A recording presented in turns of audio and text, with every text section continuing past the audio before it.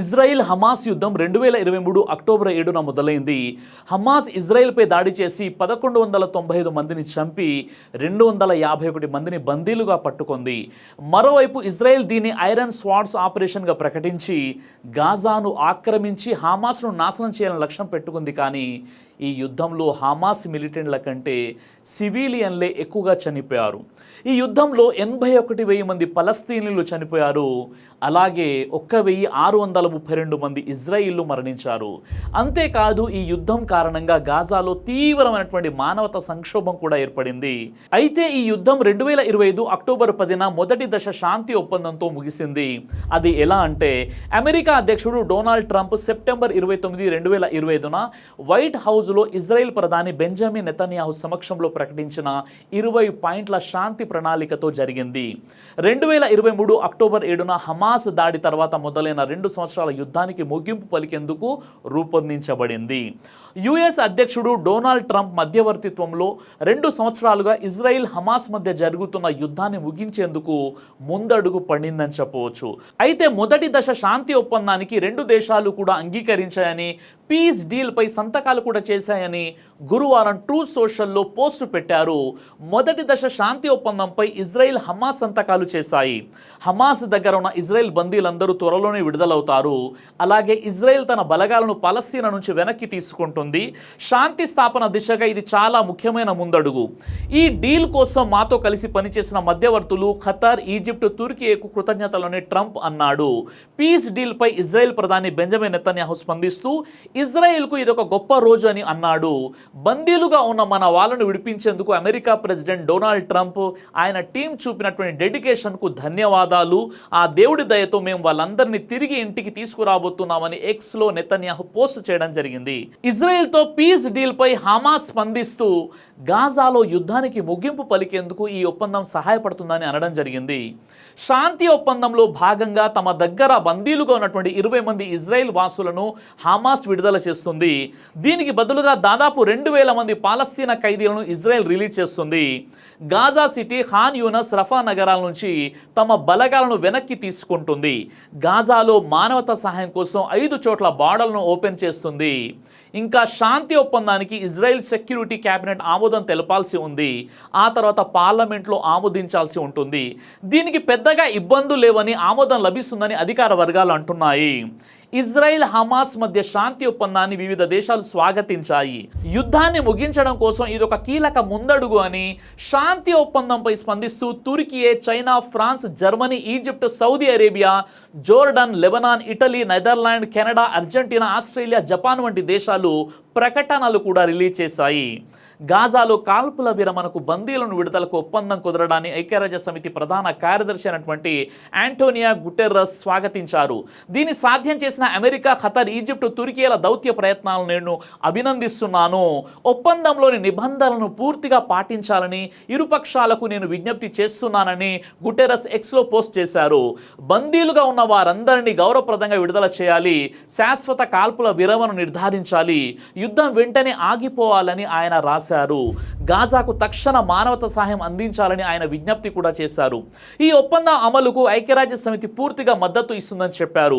America అధ్యక్షుడు Donald Trump September 29, 2025న white హౌస్లో Israel ప్రధాని బెంజమిన్ నెతన్యాహు సమక్షంలో ప్రకటించినటువంటి 20 పాయింట్లు ఇవే. గాజా పూర్తిగా టెర్రర్ ఫ్రీ జోన్గా, అంటే ఉగ్రవాద రహిత ప్రాంతంగా మారుతుంది. ఇది పొరుగు దేశాలకు ఎలాంటి ప్రమాదకరంగా ఉండదు. భరించలేని బాధలు పడిన గాజా ప్రజల ప్రయోజనం కోసం గాజాను పునర్నిర్మించనున్నాము. ఇరు పక్షాల వారు ఈ ప్రతిపాదనను గనక అంగీకరిస్తే యుద్ధం తక్షణమే ముగియనుంది. బందీల విడుదల కోసం అంగీకరించిన హద్దుల వరకు ఇజ్రాయెల్ తన దళాలను వెనక్కి తీసుకుంటుంది. ఇజ్రాయెల్ బహిరంగంగా ఈ ఒప్పందాన్ని అంగీకరించిన 72 గంటల్లోగా బందీలందరినీ తిరిగి అప్పగించాలి. బందీల విడుదల తర్వాత 250 మంది జీవిత ఖైదీలు, 1,700 గాజా ప్రజలను ఇజ్రాయెల్ విడుదల చేస్తుంది. బందీలందరినీ అప్పగించిన తర్వాత శాంతియుత జీవనానికి, ఆయుధాలు ఆయుధాలను విడిచిపెట్టడానికి కట్టుబడి ఉన్న హమాస్ సభ్యులకు క్షమాభిక్ష పెడతారు. అలాగే గాజాను వదిలి వెళ్లాలనుకునే హమాస్ సభ్యులకు వారిని ఆహ్వానించే దేశాలకు సురక్షితంగా వెళ్లేలా సహాయపడతారు. గాజాలోకి తక్షణ సహాయం, మౌలిక వసతులు, ఆసుపత్రులు, రహదారుల పునర్నిర్మాణం, ఇరుపక్షాలకు ఎలాంటి సంబంధం లేకుండా ఐక్యరాజ్య సమితి, దాని ఏజెన్సీలు, రెడ్ క్రెసెంట్, రెండు పార్టీలతో ఏ విధంగానూ సంబంధం లేని ఇతర అంతర్జాతీయ సంస్థల ద్వారా గాజా స్ట్రిప్లోకి మానవతా సహాయాల పంపిణీ చేస్తారు. గాజాను తాత్కాలిక పాలస్తీనా కమిటీ పాలిస్తుంది.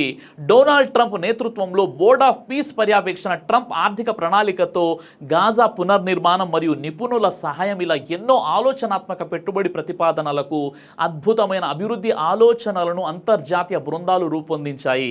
ప్రత్యేక ఆర్థిక మండలి ఏర్పాటు, దిగుమతి ఎగుమతి సుంకాలపై చర్చలు, గాజా నుంచి బలవంతంగా తరలింపు ఉండదు, స్వేచ్ఛగా వెళ్ళొచ్చే హక్కు ఉంటుంది, హమాస్కు పాలనలో పాత్ర అయితే లేదు, గాజాలో యుద్ధపరమైన అన్ని సదుపాయాలను అంటే సొరంగాలు, ఆయుధ తయారీ స్థావరాలను నాశనం చేస్తారు. హమాస్ బాధ్యతలకు ప్రాంతీయ భాగస్వాముల పూచి, అమెరికా IFSను ఏర్పాటు చేసి పాలస్తీనా పోలీసులకు శిక్షణ ఇస్తుంది, సరిహద్దు భద్రత కల్పిస్తారు. ఇజ్రాయెల్ గాజాను ఆక్రమించదు. IDF దశల వారీగా ఉపసంహరణ, హమాస్ తిరస్కరిస్తే ఉగ్రవాద రహిత ప్రాంతాల్లో సహాయం కొనసాగుతుంది. మతాల మధ్య చర్చలు, శాంతి విలువల ప్రోత్సాహం ఉంటుంది. పాలస్తీనా స్వయం పాలన హక్కు కోసం మార్గం ఏర్పడే అవకాశం కూడా ఉంటుంది. శాంతియుత సహజీవనం కోసం ఇజ్రాయెల్ పాలస్తీన్ల మధ్య అమెరికా చర్చలు ఏర్పాటు చేస్తుంది. అయితే ఇవన్నీ ఇజ్రాయెల్ సీరియస్గా అనుసరిస్తుందా లేదా మళ్ళీ ఏమైనా చేస్తుందా తెలియదు. మనమైతే యుద్ధం ఆగిపోవాలని, ఫలస్తీన్ ఫ్రీ అవ్వాలని, ఇజ్రాయిల్ వాళ్ళు ఫలస్తీన్ వారి యొక్క హక్కులను హరించకూడదని కోరుకుందాం. అయితే ఈ హమాస్ మరియు ఇజ్రాయెల్ యుద్ధం కారణంగా ఫలస్తీన్లో ఎంతోమంది పిల్లలు తమ తండ్రులను కోల్పోయి అనాథలయ్యారు, ఎంతోమంది స్త్రీలు వితంతులయ్యారు, ఎంతోమంది తల్లులు తమ కొడుకుల్ని కోల్పోయారు. వారి భవనాలు, ఆస్తులు పూర్తిగా ధ్వంసమైపోయాయి. కూలిన భవనాన్ని నిర్మించుకోవచ్చు, కానీ పోయిన ప్రాణాలను తిరిగి తీసుకురాలేము కదా. అలాగే అటు ఇజ్రాయిల్లో కూడా ప్రాణాలు కోల్పోయిన 1300 మంది అయినా, ఇక్కడ గాజా ఫలస్తీన్లో ప్రాణాలు కోల్పోయిన 80,000 మంది అయినా ఎవరిదైనా ప్రాణమే కదా.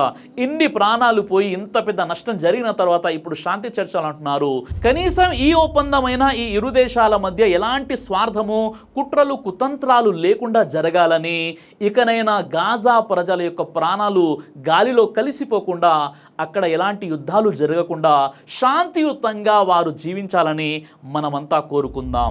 దైవ ప్రవక్త ముహమ్మద్ సల్లల్లాహు అలైహి వసల్లం వారు తెలియజేశారు, కడుపుకు సంబంధించినటువంటి అన్ని రకాల వ్యాధులకు అద్భుతమైనటువంటి ఔషధం తల్బీనా. ఇది దైవ ప్రవక్త వారి సున్నత్, మంచి ఆహారం, ఇమ్యూనిటీ బూస్టర్, ఇందులో షిఫా ఉంది. ఇది మంచి ఔషధంగా కూడా పనిచేస్తుంది. కాబట్టి పిల్లలు అయినా పెద్దలు అయినా ఎవరైనా దీనిని ఉపయోగించవచ్చు. అలాగే ఖురాన్లో దైవం తెలియజేశాడు, తేనెలో మీకు స్వస్థత ఉంది అని. కాబట్టి స్వచ్ఛమైనటువంటి ఫారెస్ట్ హనీ కోసం మీరు సంప్రదించండి. అలాగే పురుషుల కోసం ప్రత్యేకంగా తయారు చేయబడినటువంటి షాహీ హల్వా, ఇది లైంగిక సమస్యలను దూరం చేసి శృంగార సామర్థ్యాన్ని పెంచుతుంది, మీ దాంపత్య జీవితంలో మంచి అనుభూతినిస్తుంది. ఇందులో ఎలాంటి సైడ్ ఎఫెక్ట్స్ లేవు. ఇది కంప్లీట్గా హెర్బల్ ప్రొడక్ట్స్తో తయారు చేయబడినటువంటిది. కాబట్టి స్క్రీన్పై కనిపిస్తున్నటువంటి ఈ నెంబర్స్కి కాల్ చేసి మీరు ఇప్పుడే ఈ ప్రొడక్ట్స్ని ఆర్డర్ చేసుకోవచ్చు. కొరియర్ ఫెసిలిటీ కూడా ఉంది. ఆలస్యం ఎందుకు, వెంటనే ఆర్డర్ చేయండి.